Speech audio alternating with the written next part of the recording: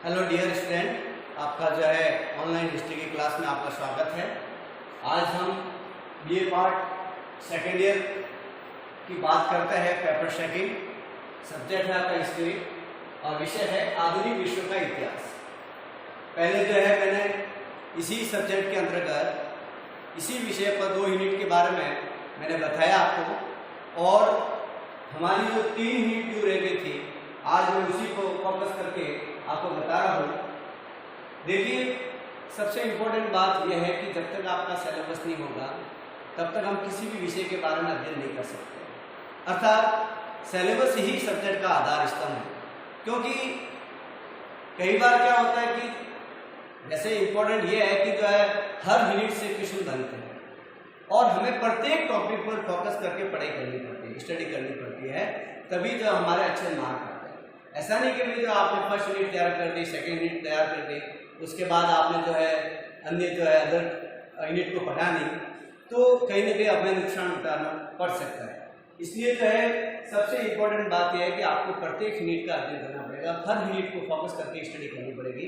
इसी आधार पर मैंने जो है सिलेबस को इम्पोर्टेंट मान के जो है आपको सारी यूनिट के बारे में जानकारी बताने की कोशिश की। पहले मैंने आपको 2 यूनिट बताई, अब जो है 3 यूनिट हमारी जो रह गई थी उसी को मैं फोकस कर रहा हूँ। देखिए, आधुनिक विश्व का इतिहास, जैसे हमारा जो है आधुनिक भारत का इतिहास है, उसी प्रकार ये जो वर्ल्ड हिस्ट्री की मैं बात कर रहा हूँ, आपको जो है उसमें सारे यूरोपीय जैसे शांत महाद्वीप के हैं, सारे अपने यूरोप की बात भी आती है। यूरोप का आधुनिक विश्व के इतिहास में हो सकता है, या अमेरिकी महाद्वीप के बारे में भी बात आ सकती है, या एशिया महाद्वीप की भी बात आ सकती है। तो ये सारी बातें जो है हमारे इसी टॉपिक के अंतर्गत है।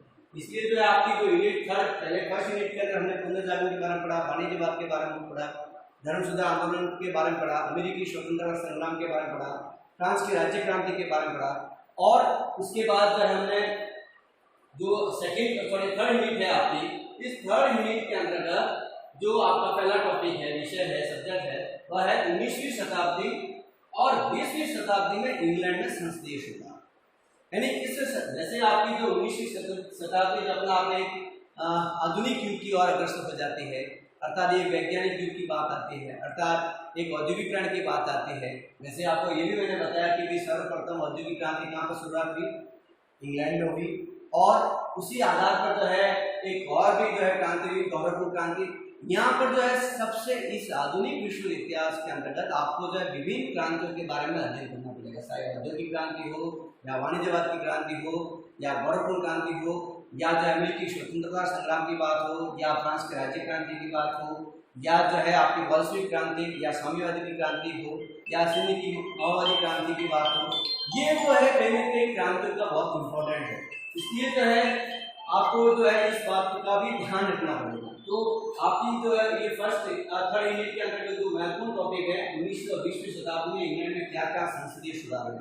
आपको ये भी पता होगा कि संसदीय पद्धति की जो जननी है वो ब्रिटेन को माना गया, तो वहां पर जो है बहुत सारे संशोधन हुए, और उसी संशोधन के आधार पर आज जो है ब्रिटेन विभिन्न संविधानों का जो है एक जननी के रूप में, संविधानों की जननी हम ब्रिटेन को मानते हैं। बहुत परिवर्तन हुआ, बहुत सारे काल आए वहां पर, ट्यूडर काल हो, या एंग्लो काल हो, या एलिजाबेथ के युग का काल हो, या नॉर्मन काल हो, उसके अंदर कहीं ना कहीं बहुत परिवर्तन हुए। जैसे आपने देखा होगा कि पहले राजतंत्र था, अब उस राजतंत्र में जो है सारी शक्तियां उस राजा के पास थी, लेकिन राजतंत्र के साथ जो है प्रजातंत्र प्रतिनिधि की भी बात हुई, अर्थात लोकतंत्र की भी बात हुई, और कहीं ना कहीं संसद को इम्पोर्टेंट माना गया। और वहां पर क्या हुआ कि उस राजा के अधिकार को कम कर दिया गया और सारे अधिकार जनता को दिया गया। उसी कारण जो है वहां पर एक बिल ऑफ राइट की बात की गई, इसी संसदीय सुधार कहते हैं।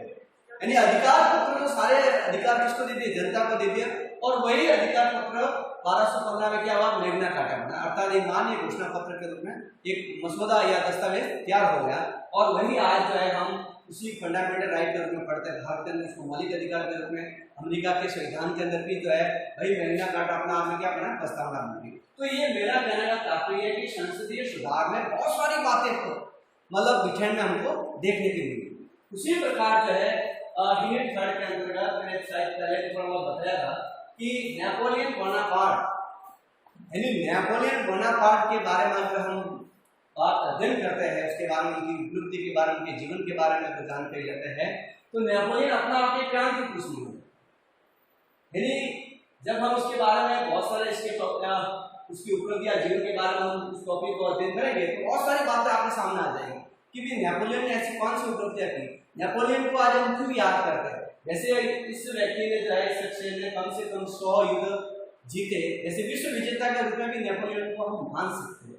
यानी पूरे यूरोप के अंतर्गत यानी फ्रांस की जो स्थिति बहुत नाजुक थी, फ्रांस बहुत बिखरा हुआ था और उस फ्रांस को एकीकरण करने में सबसे अहम योगदान किसका रहा? नेपोलियन बना।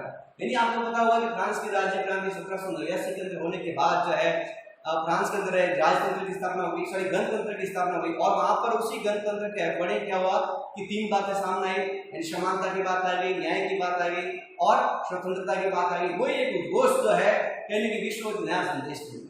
यानी उसी आधार पर जो है विश्व में गणतंत्र और लोकतंत्र की जो है परिभाषा होने लगी। तो सबसे इंपॉर्टेंट और उसके बाद भी क्या हुआ कि नेपोलियन के पहले जो है पूरा एक बार वहां पर क्रांति होगी, उसी आधार पर दूसरी क्रांति करनी पड़ी। 1848 में उनको भी एक दूसरी क्रांति करनी पड़ी और उसके आधार पर क्या हुआ पूरा फ्रांस बिखर गया। फ्रांस पूरा 3 वर्ग में विभाजित हो गया, चाहे जो है मध्यम वर्ग हो या उत्तम वर्ग, सॉरी मध्यम वर्ग हो या निम्न वर्ग हो, या एक ऐसी कैटेगरी थी जो धर्मतंत्र और राजतंत्र की जो है सबसे वो कैटेगरी अपना आप बहुत इंपॉर्टेंट थी। तो इस कारण जो फ्रांस का जो समाज बिखरा हुआ था, आर्थिक स्थिति खराब हो गई थी, राजनीति में भी बहुत बिखराव हो गया था, उसको उस तंत्र को उस व्यवस्था को सामाजिक हो या आर्थिक आधार को मजबूत करने में किसी भूमिका नहीं? Napoleon Bonaparte. और इसी कारण नेपोलियन बोनापार्ट ने एक नेपोलियन कोड की स्थापना की, अर्थात पूरे फ्रांस की राजनीतिक व्यवस्था को एक नया मूवमेंट दे दिया और पूरे यूरोप में फ्रांस अपना क्या हो गए शक्तिशाली राष्ट्र बन गया। अर्थात फ्रांस की भूमिका पूरे यूरोप में बढ़ती गई। फ्रांस का जो है एक वृहत फ्रांस की बात होने लगी। आसपास के जितने भी जो शायद उनके जो देश थे, उनकी जो सीमाएं थी, चाहे जर्मनी हो या इटली हो या ऑस्ट्रिया, पोलैंड या चेकोस्लोवाकिया या हंगरी हो या जो और भी बहुत सारे देश, उसको जो है कहीं ना कहीं फ्रांस की जो है वर्षों से जो है कहीं ना कहीं उनका बढ़ता रहा। तो ये सारा योगदान किसका है? नेपोलियन। इसी कारण नेपोलियन बोनापार्ट को क्रांति पुरुष कहा जाता है। और कहीं ना कहीं उसने विश्व विजेता के रूप में जो परिकल्पना की थी, उनकी जो एक विस्तारवादी जो नीति थी, वो कहीं ना कहीं बहुत ही सही साबित हुई। और यहाँ तक जो है ब्रिटेन जो अपना आप में बहुत शक्तिशाली था, उसका जो इतना बड़ा साम्राज्य था, लेकिन कहीं ना कहीं वो फ्रांस के आगे भी उसको घुटने टेकने पड़े। आपको पता होगा कि जब भारत के अंदर भी जो है सर्वप्रथम फ्रांसीसी आए तो उन्होंने जो है कहीं ना कहीं यहाँ अपना साम्राज्य फैलाने की कोशिश की, लेकिन फ्रांस जो है लंबे समय तक भारत में अपनी जड़ें स्थापित नहीं कर सका, क्योंकि वहां पर इंग्लैंड था। और उसको आपको पता होगा कि अखराट के घेरे के युद्ध में कहीं ना कहीं फ्रांस की पराजय हुई। लॉर्ड क्लाइव और लॉर्ड डुप्ले के अंदर लॉर्ड क्लाइव जो है कहीं ना कहीं उसकी विजय सफलता हो गई और उसी आधार पर वापस फ्रांस को भारत से जाना पड़ा। और फ्रांस का जो है एशिया महाद्वीप में इतना जो है उनकी जो साम्राज्यवादी नीति की सही साबित हुई जितनी यूरोप के अंदर ही, वो किसके नेतृत्व में? Napoleon Bonaparte. तो ये कहीं ना कहीं जो है इस यूनिट के अंदर कई बार क्वेश्चन बनता है कि नेपोलियन बोनापार्ट की उपलब्धियों के बारे में। जैसे संसदीय सुधार में तो इतना इंपॉर्टेंट नहीं, लेकिन कई बार जो है आपका इंपॉर्टेंट क्वेश्चन बड़ा करना उनका बन जाता है। लेकिन मैं ज्यादा इंपॉर्टेंट मेरी जो जहाँ तक जो मैंने देखा है, मैंने अनुभव किया, मैंने स्टडी किया, बताया है, तो नेपोलियन बोनापार्ट के बारे में 2 नंबर का भी बनता है, 7 नंबर का भी बनता है, 15 नंबर का भी बनता है। अब इसी यूनिट के अंदर देखिए आप इटली और जर्मनी का एकीकरण, यानी ये सबसे इंपॉर्टेंट क्वेश्चन है। और इसके अंदर इंपॉर्टेंट क्वेश्चन कौन सा बनता है कि इटली के एकीकरण में मैजिनी, काबूल और गैरिबाल्डी का योगदान के बारे में बताइए। देखिए इटली का एकीकरण भी 2 बार हुआ, एक तो इटली का एकीकरण गैरिबाल्डी, काउंट काबूल और मैजिनी के नेतृत्व में, यानी यंग इटली के रूप में, और दूसरा एकीकरण हुआ बेनितो मुसोलिनी के रूप में। तो कहीं ना कहीं इटली का, जैसे आपको पता होगा, इटली का महान दार्शनिक पैदा हुआ कौन? मैकियावेली अपनी पुस्तक द प्रिंस के अंतर्गत इटली का एकीकरण को जो है करने की कोशिश की गई और उसने जो 5 गणराज्य थे उसको जो है वापस एक सूत्र में बांधने की कोशिश की। उसका पूरा योगदान मैकियावेली को माना जाता है। इसी कारण राजनीति विज्ञान का जो आधुनिक जनक है वो मैकियावेली है, और मैकियावेली रहने वाला कहाँ का है? इटली का। तो इटली के एकीकरण में जो है महान जो है क्रांतिकारियों का बहुत बड़ा योगदान रहा। और उसके बाद है जर्मनी की बात करते हैं, तो जर्मनी में भी जो है एक बिस्मार्क क्रांतिकारी पुरुष था। बिस्मार्क को जो है एक बाजीगर के नाम से भी जाना जाता है। जर्मनी के एकीकरण में बिस्मार्क की बहुत बड़ी भूमिका रही है। और जर्मनी का एकीकरण एक बार नहीं 2 बार भी हुआ। दूसरा जो है एडोल्फ हिटलर के रूप में हुआ। तो ये कहीं ना कहीं आपका इंपॉर्टेंट क्वेश्चन बनता है कि इटली के एकीकरण में मैजिनी, काउंट काबूर और गैरिबाल्डी का क्या योगदान है बताइए। फिर आता है क्वेश्चन के भी जर्मनी का एकीकरण बिस्मार्क के नेतृत्व में क्या योगदान है बताइए, सिद्ध कीजिए, स्पष्ट कीजिए।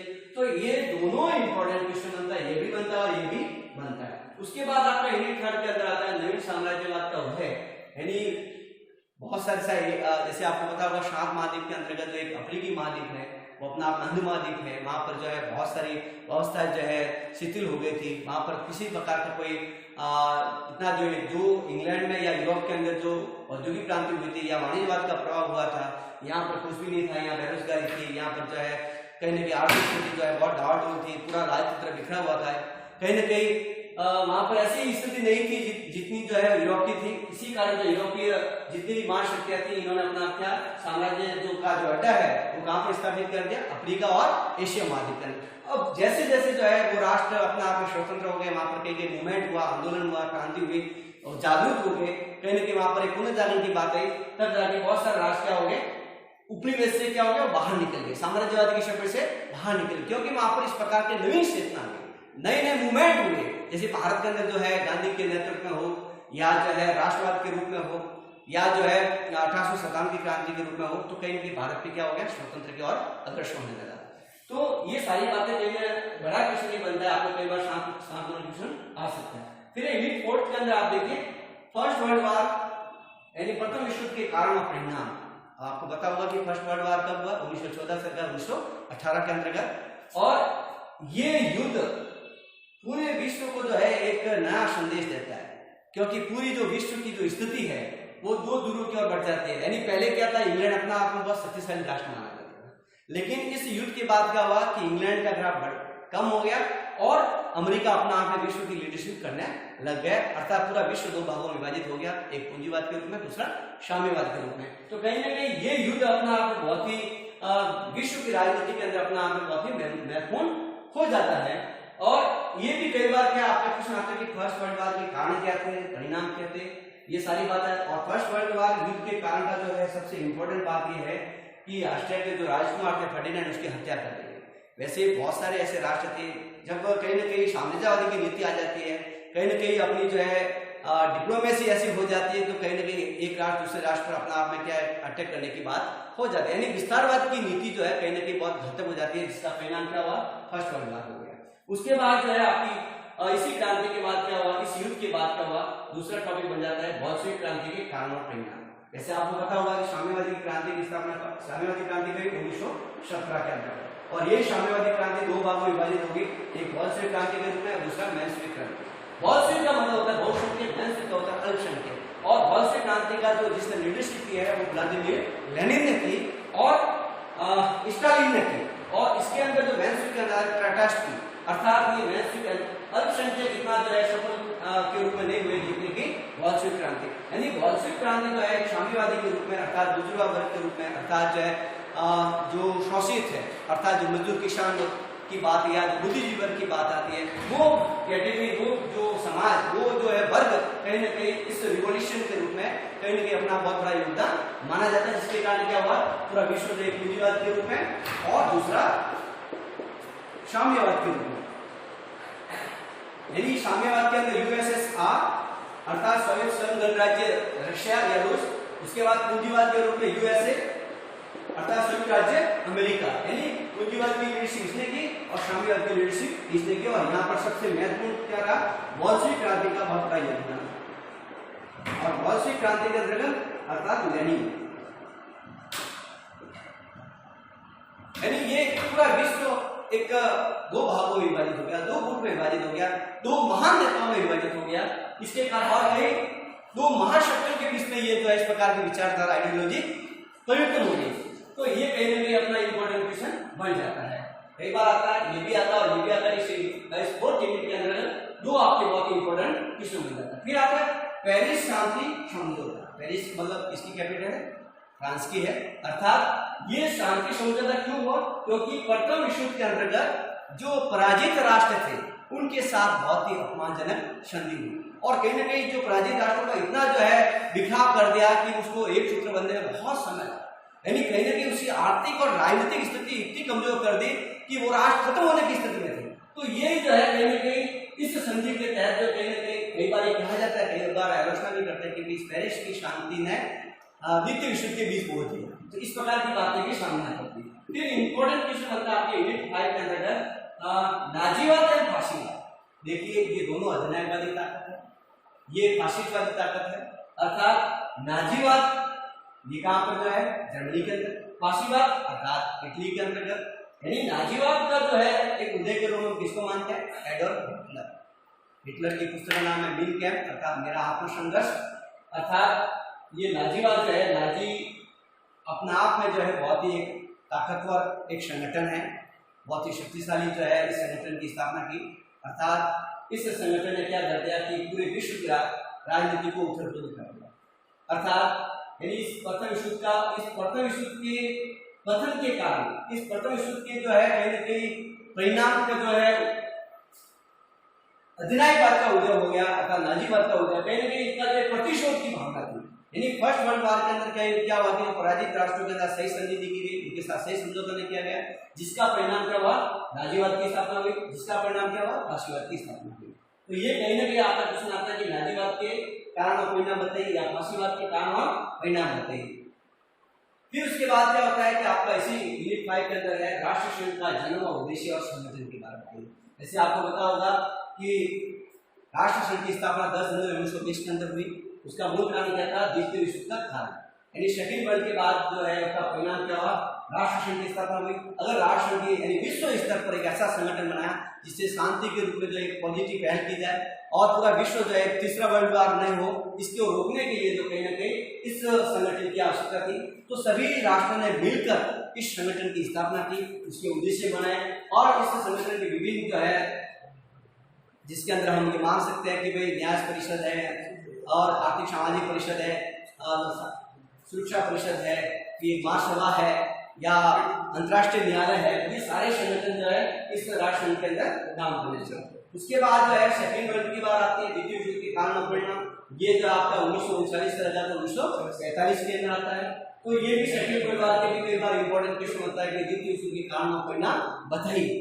उसके बाद जो है सेकेंड वर्ल्ड के बाद जो है जिस संगठन की स्थापना होती है वह है यूएनओ अर्थात संयुक्त राष्ट्र संघ, यूनाइटेड नेशनल ऑर्गेनाइजेशन। अर्थात इस संगठन की स्थापना हुई 24 अक्टूबर 1945।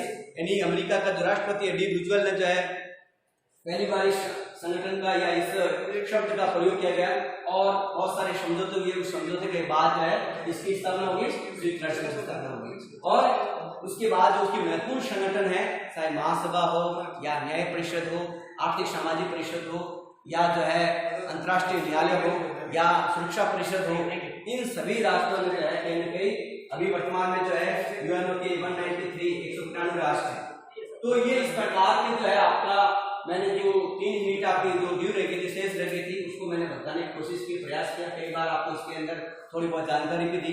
यानी जब भी अपना टॉपिक होगा, जब भी इससे टॉपिक के बाद हम डिस्कशन करेंगे तो आपको बहुत सारी जो है विस्तार से सारी बातें समझ में आ जाएगी। Thank you.